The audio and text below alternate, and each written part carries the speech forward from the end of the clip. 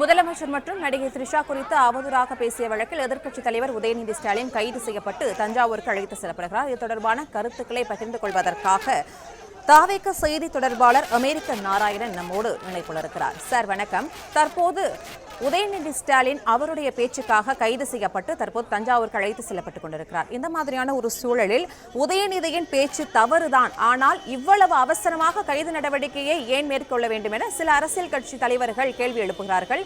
அவருடைய கேள்விகளுக்கு உங்களுடைய பதில் என்னவாக இருக்கிறது? எந்த அரசியல் கட்சின்னு சொல்ல முடியுமா?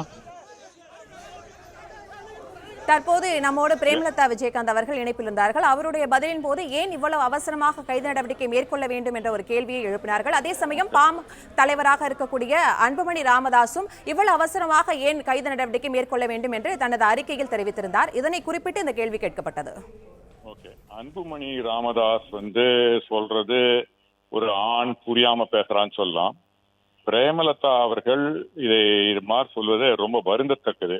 ஏன்னா இது ஒரு தனிப்பட்ட நபரையோ இல்ல ஒரு எங்க தலைவர் முதலமைச்சர் அவர்களை விமர்சித்ததுக்காக செய்யப்பட்ட நடவடிக்கை இல்லை.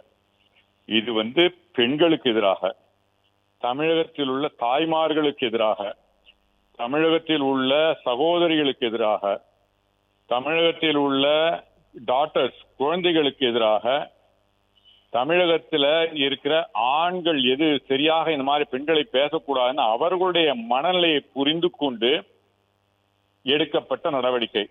ஏற்கனவே முதலமைச்சரை தரக்குறைவாக பேசியதற்காக யாருமே அரெஸ்ட் பண்ணல.